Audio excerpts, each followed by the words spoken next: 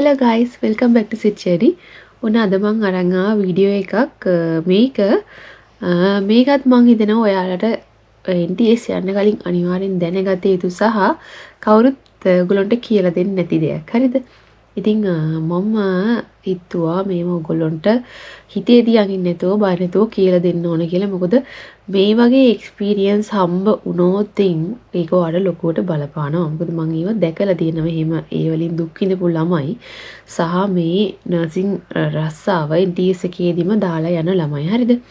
ඉතින් ඒක නිසා මට ඕනේ කවදාවත් ඒවත් අපි දැනගෙනත් ඉඳලා ඉස්සරහට එන පරපුරට ඒව කියලා නොදී හිටියොත් මං හිතනවා හොඳ නෑ කියලා. මොකද එහෙම වුණොත් ඔයගොල්ලන්ට ඒ වගේ එක්ස්පීරියන්ස් එකක් ඇවිල්ලා මේ රැකියාව දාලා ගියොත් මම මේ වීඩියෝ කරන එකනොත් වැඩක් නෑ. මොන এডুকেෂනල් පැත්තෙන් ඔයාලට ඔක්කොම හම්බෙයි අනිවාර්යයෙන්ම. දැන් ඔන්න ඔයා A levels රිසල්ට් ඇවිල්ලා කාලයක් මායි ෆැමිලි එකත් එක්ක ගෙදර එකටම ඉඳලා නේද? ඉතින් ඒ කියන්නේ ආදරණීය පරිසරයක ඉඳලා තමයි දැන් ඔයා මේ මූව් වෙන්න හදන්නේ වෙනත්ම පරිසරයකට. දැන් ඔයාට ගෙදරදී ඔයාට සාමාන්‍යයෙන් 99%ක්ම අම්මලා තාත්තලා ගෙදර අයත් එක්ක ඉන්නකොට හම්බෙන්නේ කනට අහන්න ලැබෙන්නේ ඔයාට හැමදේම ආදරණීය දෙයක්නේ. හරිද? ෆැමිලි එක කියන්නේ. එතකොට ඔතන ඉඳලා ඔයා දැන් එකපාරටම NTS එකෙන් රෝහලට යන්න උනාට පස්සේ ඔයාට විනාශම විදියේ පරිසරයකට තමයි ඔයා දැන් ඔය මූව් වෙන්නේ. හරිද? ඒ කියන්නේ එක විදියේ චරිත ලක්ෂණ තියෙන මිනිස්සු ගොඩක් මැද්දට ඔයා එකපාරටම ගිහිල්ලා දානවා වගේ දෙයක් තමයි දැන් වෙන්නේ. හරිද? ඉතින් ඔයාගේ බැච් එකේ 250ක් විතර ඉන්නවා. ටියුටර්ස්ලා ඉන්නවා NTS එකේ. ඊට පස්සේ එතනින් එහාට ප්‍රින්සිපල් මැඩම්, ඊට පස්සේ එතනින් එහාට වෝඩ්ස් වලට යනවා. වෝඩ් මාස්ටර්ලා, ඉන්චාර්ජ් මිස්ලා, ලෙඩ්ඩු ඔය සේරම මැන්තේ දැන් ඔයා ලොකු රෝල් එකක් ප්ලේ කරන්න තමයි දැන් මේ යන්න හදන්නේ. හරිද? ඉතින් ඔතනදී ඔයාට හම්බ වේවි හොඳ මිනිස්සු සහ නරක මිනිස්සු කියන දෙපිටිසක්. හරිද? ඉතින් ඔතනදී අපට හම්බ වෙනවා විස සහිත මිනිස්සු. හරිද? ඔන්නේ ටොක්සික් මිනිස්සු හින්දා මේ ජොබ් එක දාලා ගිහිපු චරිත දෙක තුනක් මම දන්නවා. ඒ කියන්නේ ඉගෙන ගන්න බැරුව නෙමෙයි. ඉගෙන ගන්න දක්ෂ ළමයි. නමුත් අර සමහර මිනිස්සුගේ නරක ගතිය මිනිස්සුගේ පහත් ස්ටේටස් නිසා අර හොඳ දක්ෂ ළමයි NTS එක දාලා වෙනත් රස්සාවල් තෝරගත්ත අවස්ථාවල් සහ ડિප්‍රෙෂන් වලට බෙහෙත් බොන්න පටන් ගත්ත අවස්ථාවල් මම දන්නවා. හරිද? ඉතින් ඒක නිසා මම මේක කියන්න හිතුවේ. කියන්නේ මේක රැකියාවේ ස්ට්‍රෙස් එකක් නෙවෙයි මේක. හරිද? ඒ කියන්නේ රස්සාව නර්සින් රස්සාව හරි ලස්සන සුන්දර රැකියාවක් නිදහසෙන් කරගෙන යන්න පුළුවන් නම් නමුත් අර බාහිරින් එන සෞතු අදහස් තියෙන මිනිස්සු නිසා සමහර අයට මේ රැකියාව එපා වෙනවා. හරිද? ඉතින් මම අද කතා කරන්නේ වගේ මිනිස්සු කොහොමද අඳුරගන්න පුළුවන්, කොයි වගේ මිනිස්සු සහ ඔයාගේ ගමන ඔයා යන්න ඕන කොහොමද කියන එක. ඒ අවුරුදු 3. හරිද? අදටත් මම ලංකාවට આવොත් මගේ හෙදවිදුහල ඉදිරියේ මම යනවා නම් ඉබේම මට නැගිටිනවා. ඉන්න ෂීට් එකෙන් ඉබේම නැගිටිනවා. හරිද? ඒ තරමට එතනට පුදුම ඒක හෙද ශිෂ්‍යාවක් කිව්වහම හෙද විද්‍යාලය කියන්නේ ඒක නිකන් පූජා භූමියක් වගේ අපිට. හරිද? ඒක පුදුම රෙස්පෙක්ට් එකක් හෙද විද්‍යාලයට තියෙන්නේ නර්සස්ලාගේ. හරිද? ඒක අනිවාර්යෙන් කියන්න ඕන අපි හරිම ආදරේ හෙද විද්‍යාලයට. ඕගොල්ලොත් බලන්නකො ඕගොල්ලන්ට යන දවසට දාලා යන්න හිතෙන එකක් නෑ. හරිද? ඒ වගේ නිකන් අර අම්මා වගේ ෆීලිං එකක් එනවා මේ NTS එක ඇතුලේ. NTS එකට පුදුම ආදරයක් ඕගොල්ලන්ට හිතේ. හරිද? නමුත් ඕක ඇතුලේත් ඉන්නවා විස සහිත මිනිස්සු. හරිද? මම මේ ඔයගොල්ලන්ට මම දැකපු මගේ එක්ස්පීරියන්ස් එක මම එක උදාහරණත් එක්ක කියන්නම්. එතකොට මම කියන්නම් කොහොමද ඒගොල්ලෝ මයින්ඩ් එක සෙට් කරගත්තේ කන්ටිනියු කරගන්න මේ කෝස් එක කියලා. හරිද? ඔන්න 90%ක් NTS වල ප්‍රින්සිපල් මැඩම් හෝ ප්‍රින්සිපල් සර් ඉන්නවනේ වසයි. හරිද? ඒ කියන්නේ මෙහෙමයි. මේ දහස් ගාණක් මේ මැනේජ් කරන්න ඕනේ. ඒ ප්‍රින්සිපල් කියන චරිතේ ලොකු පිරිසක් පාලනය කරන්න ඕනේ. ඉතින් ඇත්තටම එතකොට මේ මනුස්සයට ලොකු ස්ට්‍රෙස් එකක් ඇති. මැනේජ්මන්ට් එකක් NTS එකේ කිව්වම එතකොට එයා අනිවාර්යෙන් සැර වෙන්න ඕන. හුරතල් කරන්න බෑ ඕගොල්ලෝ. හරිද? ඉතින් ඒ දවස්වල මට මතකයි NTS එකේ හිතිච්ච තාලෙට නිවාඩු ගන්න බෑ අපට. හරි? අපිට නිවාඩු ගන්න මෙඩිකල් ලීව් මෙච්චරයි එහෙම කියලා තියෙනවා. හරිද? එතකොට අනවශ්‍ය විදියට නිවාඩු ගත්තොත් ඒක අනිවාර්යෙන්ම ප්‍රින්සිපල් අපිට පනිෂ්මන්ට් එකක් දෙනවා. හරි? ඉතින් ඉස්සර මට මතකයි සාමාන්‍ය නෝමලි නිවාඩු ගත්තත් ඒගොල්ලෝ ටිකක් ටෆ්. හරිද? ඉතින් මට මතකයි ඉස්සර අපි මම නිවාඩුවක් දාලා ගියාම අපි මෙඩිකල් කියන්නේ අපි මේ ආයුර්වේද මෙඩිකල් දීලා හරියන්නේ අපි ගවර්න්මන්ට් මෙඩිකල් ඔෆිසර් කෙනෙක්ගෙන් මෙඩිකල් එකක් අරන් යන්න ඕන. ඒ අරන් ගියත් අපේ ලීව් බුක් එක කියලා එකක් තියෙනවා. ලීව් බුක් එක මෙහෙම උඩින් ඉසෙන්නේ. හරිද? විසික් කරලා දානවා. හරිද?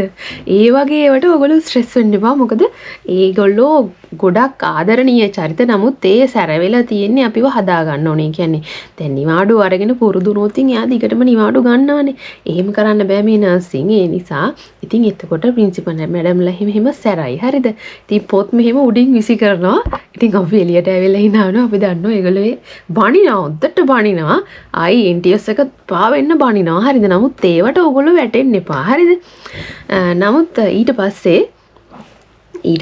එනවා ඔයගොල්ලෝ දැන් ලොකු ක්‍රූ එකකට ළමයි 250ක විතර ලොකු මේ ස්ටුඩන්ට්ලා ගොඩකට දැන් ඔයාලා යන්නේ. ඉතින් ඔතනත් ඔයාලට හම්බෙයි එක එක දන්නවනේ ඔයගොල්ලෝට දැන් ඒ ලෙවල් ක්ලාස් වලදීම මම දැකලා තියෙනවා ටිකක් හරි නිකන් අර ආඩම්බරකමට හරි නිකන් ඔළුවෙන් ඉන්න ළමයි. ඒ වගේ චරිත ඉන්නවා. හරිද? ඉතින් ඒව ගණන් ගන්න එපා. හරි ආය ඔයගොල්ලෝගේ බැජ් එකේම ඉන්නේ සේම් බැච් ආයි සේම් ස්ටේටස් ආයි අමුතුවෙන් ඔළුවට ගන්න දෙයක් නෑ. හරිද? ඉතින් ඒ වගේ චරිත ගණන් ගන්න එපා. හරිද? ඉතින් ඒ කියන්නේ ඔයගොල්ලෝගේ පාගම් උඩට යන්න හදන සහ ඒ කියන්නේ ඔයාට වඩා ලකුණක් එයාට කොහොම හරි ඔයා එයාට වඩා ලකුණක්වත් ගත්තොත් ඒකට ඔයාත් එක්ක ඇටැක් එකකට එන්නේ. ඒ වගේ නිකන් එහෙම චරිත ඉඳීව ගණන් ගන්න එපා. ඔයා සේම් බැච් ඔයා අවුරුදු 3 ඉඳලා ඔයාලා ඔක්කොම විසිරිලා යනවා අර මුළු දිවයින පුරාම. එතකොට ඕගොල්ලෝ එකට ඉඳ වෙන්නේ නැහැ. හරිද? එතකොට ඔය බැච් එකෙන් එන ආරයා මට මෙහෙම කරා මෙයා මට මෙහෙම කරා ඒවා ජස්ට් ඉවරයි. ඒවා ගණන් ගන්න එපා. හරිද? ඊට පස්සේ අපිට ලොකුවටම බලපානවා ඊළඟට ටියුටර්ස්ලා. හරිද? සමහර ඉන්නවා ටියුටර්ස්ලා සමහර කෙනියා මට නම් 90ක් හම්බෙච්ච ටියුටර්ස්ලා අර අම්මලා වගේ. හරිද? මාරම හොඳයි. හරිද? ඒ කියන්නේ ඔන්න දැන් එක දවසක් මට මතකයි මම ටික කාලයක් ඔන්න කෙට්ටු වෙලා ඉඳියා. ඒ මේ මැඩම් කෙනෙක් මගෙන් ඇවිල්ලා අහනවා පුතේ ඔයා හොඳටම කෙට්ටුයි ඔයා මොකක් හරි ප්‍රශ්නකද ඉන්නේ. මම දැන් දවස් කීපයක් බැලුවා මොකක් හරි ප්‍රශ්නකද ඉන්නේ. ඉතින් බලන්නකෝ දැන් සාමාන්‍යයෙන් අපේ අම්මා කෙනෙක් වගේනේ අහන්නේ පුතේ ඔයා කෙට්ටු වෙනව මොනවා හරි කල්පනා කරනවද එහෙම කියලා. ඉතින් ඒ චරිතය ඇතුලේ මොන වගේ කරුණාවක් ආදරයක් තියනවද ස්ටුඩන්ට්ලා ගැන. මට විතරක් නෙමෙයි බහුතරයක් පිරිසකට අදටත් කිව්වම අනේ මේ මැඩම් නම් මාර හොඳයි. අන්න ඒ වගේ නිකන් අර දැක්ක තැන වඳින්න හිතන මේ ටියුටර්ස්ලා 90ක් ඉන්නවා. හරිද? සැරයි නමුත් මාර රිස්පෙක්ටබල් චරිත. හරිද? නමුත් ඔය ටියුටර්ස්ලා අතරේ ඉන්නවා ටියුටර් කෙනෙක් උනේ කොහොමද කියලාවත් හිතාගන්න බැරි මහා අමුතු ටොක්සික් චරිත. හරිද? මම මේ එක්ස්පීරියන්ස් එකක් මම කියන්නම්. උන් එක දවසක් ඔයාලා වගේ අලුතෙන් NTS එකට ආපු බැච් එකක් ළමයි ඇවිල්ලා ඕන්නම් සති 3ක් වගේ ඇති. හරිද? සති 3ක් මාසයක් වගේ ඇති. ඉතින් NTS එක ඉවරුනහම අපි හැමෝම සයින් කරලා තමයි අපි NTS එකට ඇතුළට ආවම සයින් කරන්න ඕන මිංගියට දාවේ කියලා. සහ NTS එකෙන් එළියට යනකොටත් අපි අස්සම් කරලා සම්පොතේ අස්සම් කරලා තමයි අපි එළියට යන්න ඕන. හරිද? ඉතින් ඒ සබ්ජෙක්ට් එක කරන්නේ ක්ලාක් ඇවිල්ලා එක ඩෙස්ක් එකක ලීව් පොට් ටික මේක අස්සම් කරන පොත් ටික දැම්මා. එතකොට අපි කරන්න ඕන පෝලිං ගහිලා අස්සම් කර අපි යනවා. හරිද? ඉතින් ඔහොම අර අලුතින්ම ආපු බැච් එකේටත් එක ඩෙස්ක් එකක මම දැක්ක පොත තියෙනවා. හරිද? ඉතින් දැන් මේගොල්ලෝ පෝලිං ගහිලා අස්සම් කරගෙන දැන් කට්ටිය එනවා. ඔය අතරේ ටියුටර් කෙනෙක් ආවා. සිස්ටර් කෙනෙක් ඒ වෙද්දි ඇවිල්ලා මෙහිම අර ඩෙස්ක් එකට මෙහිම අත ගහලා ඉවර වෙලා ඒ වෙලේ අස්සම් කර හිටපු ළමයට මෙහෙම කිව්වා. තමුසේ කොහොමද මගේ මේසෙ උඩින් ඉඳන් අස්සම් කරන්නේ? දැන් අර ළමයාගේ ඇස්වල කඳුළු බේරනවා. මම බලාගෙන හිටියා. තමුසේ කොහොමද මගේ මේසෙ උඩින් ඉඳන් අස්සම් කරන්නේ? ඇඟිල්ල දික් කළව තමුසේට කවදාවත් මගේ තැනට එන්න බෑ කියලා කිව්වා. දැන් අර ළමයි 500ක් විතර මැද්දේ අර ළමයාට අර විදියට සැර කරලා බැන්න ඒ වෙද්දී මේ මිනිස්සයාගේ ඇස් වලින් ගින්දර පිට වෙනවා වගේ මහා නිකන් අර සැරම වුණක් මවාගෙන අර අහිංසක ළමෙක්ට සවුත්තු විදියට බැන්න. හරිද? දැන් ළමයා වේවුලනවා අස්සම් කරගන්න බෑ. ඊට පස්සේ ළමයා පොත අරගෙන ගිහිල්ලා වෙන තැනක තියාගෙන දැන් තියෙන තැන තිතා ගන්න බෑ ළමයට. වෙන තැනක තියාගෙන අස්සම් කරලා දැන් තැනකට වෙලා ඉන්නෝ ගෙයි වගේ ඉන්නවා. දැන් මට මේක දරා ගන්න බෑ. මේක දැක්කම දැන් හැමෝම දැන් හිමින් කතා වෙනවා අනේ පව් නේද කියලා. එහෙම කියලා එයා ගියා. හරිද? ඊට පස්සේ ඒ ක්ලාක් ඇවිල්ලා ඒගොල්ලන්ට වෙන ඩෙස්ක් එකක් දුන්නා අස්සම් කරන්න. ඊට පස්සේ ළමයා ගියා. ඊට පස්සේ මම ඒ ළමයාව ඉදිරි සතියක් විතර මම ඒ ළමයාව ටිකක් ඔබ්සර්ව් කරා බලන්න. ඇත්තටම අර කලින් මම ඒ ළමයා නෝට් වෙලා නැහැ. නමුත් මට තේරෙනවා මෙයා යන විදිය එච්චර හොඳ නෑ. කියන්නේ කෙලින්ම අර තම ડિප්‍රෙස් මූඩ් එකක තමයි මේ ළමයා දැන් ඉන්නේ NTS එක ඇතුළේ. ඉතින් මෙයා මේ යන විදිය හොඳ නැති නිසා මට හිතුණා මම මෙයාත් එක්ක පොඩ්ඩක් කතා කරන්න ඕනේ කියලා. මම එක දවසක් නවත්තලා මං කෝ නංගි මට ඔයාලට චුට්ටක් කතා කරන්න ඕන මේ ළමයා මේ මමත් ඒ වෙලේ මම හිතන්නේ බ්ලූ බෙල්ට් එකද කොහෙද හිටියේ මේ යුනිෆෝම් එක දැක්කත් බය වෙන මට්ටමේ හිටියා. දැන් මම ඊළමයා මටත් බය වුණා ඒ වෙලාවේ. ඇයි මිස් කියලා අහනෝ දැන් බයයි. මං කෝ නෑ මං වට බනින්න නෙමෙයි ආවේ. මට වත් එක චුට්ටක් කතා කරන්න ඕනේ කියලා. ඊට පස්සේ මං කිව්වා NTS එක ඇරුණම එයා ගෙදර ඒ කියන්නේ ගෙදර ඉඳන් ඩේලි ට්‍රැවල් කරන ළමෙක් NTS එක ඇරුණම මම ඉන්නවා එළියේ මේ එන්න මගෙත් එක්ක කතා කරන්න කියලා. කොහොම හරි එදා හවස මං එයත් එක්ක කතා කරා. පැය භාගයක් විතර කතා කරා. හරිද? කතා කරනකොට ඒ ළමයා කියනවා මිස් අනේ මම දන්නේ නෑ ඒ ඇවිල්ලා ඒ මිස් පොත තිබ්බ නිසා තමයි මං එතන අස්සම් කරේ. මං කෝ හරි ඒ සිද්ධිය මං දැක්කනේ. දැන් ඔයා ඇයි දැන් මේ මූඩ් එකේ මූඩ් ගහලා ඉන්නේ ඇයි කියලා කියනවා. මිස් මං එකකින් හොඳටම බය වුණා. මට දැන් මේක රස්සාව කරන්න බයයි. මේ මට යන්න හිතෙනවා. මට මේක දාලා යන්න හිතෙනවා. මං කෝ මං ඒකම තමයි මම මේ ඔයාලට කතා කරන්න ආවේ. මට හිතුණා ඒ වගේ තීරණයක් ගනී කියලා. ඒකම තමයි මං ඔයාලට කතා කරන්න ආවේ. එහෙම වෙන්න එපා. එයා ඒ මේන්ටේන් කරන්නේ නංගි එයාගේ ෆැමිලි බෑග්ග්‍රවුන්ඩ් එකකින් හම්බෙච්ච එයාට හම්බෙච්ච එක්ස්පීරියන්ස් එක එයාගේ ස්ටේටස් මේන්ටේන් කරන්නේ. එතකොට එයාගේ මානසික මට්ටම මෙහෙම ගොඩක් පල්ලෙහා තියෙන චරිතයක්.